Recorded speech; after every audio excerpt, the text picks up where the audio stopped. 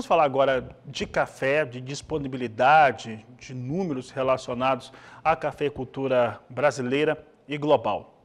Olha só, o Rabobank Internacional, banco holandês, divulgou recentemente dados que mostram como é que está a produção global, trouxe um corte na estimativa de produção e aumentou o déficit para 6 milhões e 400 mil sacas de café. Essa é uma questão que a gente vai conversar agora com o analista de mercados de café do Rabobank aqui no Brasil, o Guilherme Moria, que participa conosco nesta edição do Agricultura BR.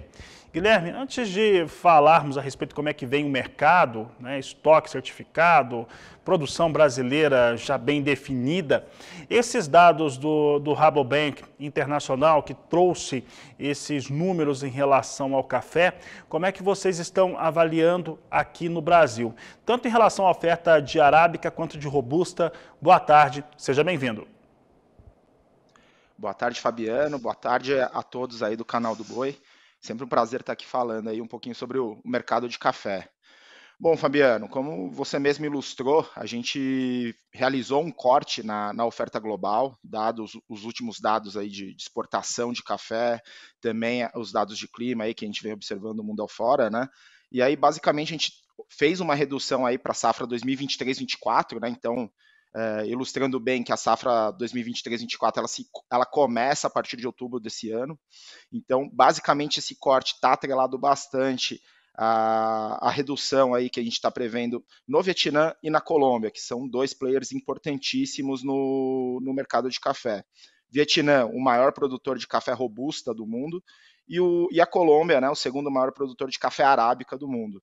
Nesse contexto, Fabiano, é bom a gente salientar, né? Aqui no Brasil, por enquanto, o mercado é um pouco mais parado, vamos dizer assim, a gente está com uma lupa hoje em dia mais na florada, que aconteceu recentemente, aí uma florada precoce em regiões importantes de café, mas o que essa redução acaba refletindo para o Brasil aqui, né, de certa forma, né? A gente está vendo aí um mercado nos preços, né, globais de café, o arábica com uma forte depreciação ao longo desse ano, né, e por outro lado o robusta, uma forte apreciação nos preços. E isso tem a ver com essa questão da oferta. Se por um lado a gente está prevendo aí uma recuperação da produção de café arábica no mundo, e por isso a gente está percebendo aí que os preços vêm aí enfrentando resistência no mundo do arábica. No café robusto, a gente pode observar que tanto o Vietnã, que a gente fez uma redução recente, mas também a Indonésia, que é outro país importantíssimo aí, produtor de café robusto, apresentam aí quedas significativas na produção. Então, hoje em dia, a gente está vendo essa disparidade aí na produção de arábica e robusta, fazendo com que a gente veja aí esses preços indo em caminho opostos hoje em dia, né? Muito bem, Guilherme. Guilherme, e aí nós temos, agora trazendo mais para uma realidade do Brasil, é claro que isso que você disse vai influenciar no que o cafeicultor vai receber, quanto que ele vai receber pelo café dele, mas nós temos os estoques certificados nos Estados Unidos mais baixos, esse é um elemento importante, né? E para se ver como é que o mercado deve se comportar. Isso pode representar também a Europa, quero até que você responda a isso, como é que está esse abastecimento na Europa. A outra é em relação à safra brasileira, no que tange a sua colheita, que já está bem definida. E, aparentemente, Sim. os números da safra brasileira que se vê no campo, nos armazéns do Brasil, não é aquilo que muitas instituições, muitas empresas estavam prevendo. É menor. Como é que está essa situação no entendimento de vocês aí, somando uma coisa com a outra, que vai trazer uma definição de preço também aqui para o café brasileiro? Não, perfeito, Fabiano. Acho que respondendo a primeira pergunta com relação a. Basicamente, a gente falou de demanda, né? Quando a gente fala de estoques de café mundial, a gente pode perceber que tanto os estoques certificados de café em Nova York, que mede o mercado de café arábico, como o mercado de Londres, que mede os estoques de café robusto, eles estão em declínio aí ao longo dos últimos meses. E claramente isso tem uma relação direta nas exportações globais de café. A gente pode ver, né, que nos últimos meses essa questão da oferta, ela foi importante na definição desses estoques, na redução desses estoques. Se a gente observar o primeiro semestre como um todo, A gente teve Colômbia exportando menos, Honduras em boa parte do primeiro semestre exportando menos, e Brasil, que é o maior exportador global da commodity, também exportando significativamente a menos. Eu acho que o grande ponto que a gente pode ver na demanda aqui, que realmente surpreendeu a gente negativamente, é que quando a gente analisa Estados Unidos e Europa, né, que são os dois maiores consumidores de café no mundo, no segundo trimestre desse ano, a gente pode ver que somados os dois importaram 14% a menos café.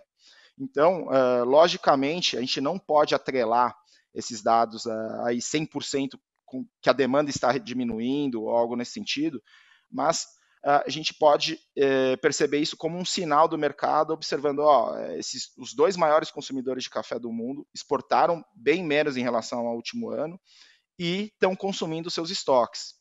Então, isso daí é um sinal que pode ser que esteja havendo aí uma desaceleração na demanda, e claramente isso está sendo observado nos preços de café hoje em dia, principalmente no mercado de café arábica. Respondendo sua segunda pergunta também, Fabiano, que eu acho que é fundamental, né? A gente pode ver que a colheita do café arábica e colheita do café Brasil aqui está virtualmente encerrada, né? Então, aqui no Rabobank a gente trabalha aí com um número de 66 milhões de sacas, então um leve acréscimo aí em relação ao ciclo passado. Eu acho que a gente vai começar a observar, ver esses números aí de produção de café começando a entrar no mercado a partir do segundo semestre, que é algo que a gente vem batendo na tecla desde o começo do ano, ou seja, primeiro semestre a gente pode ver as exportações muito baixas, e aí a partir do segundo semestre, com esse café colhido e processado, gradualmente a gente vai ver uma recuperação nas exportações brasileiras, e é isso que a gente está prevendo aí ao longo do segundo semestre, especialmente no último trimestre do ano. Então, basicamente, essa questão da oferta hoje ele é um gargalo, e a gente pode ver que estamos exportando menos, aí, não só Brasil, mas também outras regiões, mas a expectativa é que os ofertantes de café arábica melhorem aí ao longo do segundo semestre sua disponibilidade e exportações aí. Bom, você respondeu, né, que nós devemos ter um embarque, umas exportações melhores nesse segundo semestre. Nós vimos os números para o café do Brasil embarcado, tanto em volume quanto em receita, menores, Guilherme, no acumulado dos 6 primeiros meses do ano, até vamos colocar os 7 primeiros meses do ano, números Sim. inferiores. Esse cenário pode inverter agora? Assim, Fabiana, realmente é o que a gente vem esperando para o segundo semestre. Então, se a gente for olhar aí as exportações do Brasil aí ao longo do primeiro semestre do ano, basicamente, a gente vai ver que realmente, tirando o café Conilon, que realmente está tendo uma oportunidade específica de mercado nesse momento, a exportação de arábica verde ele realmente despencou. E aí entra aí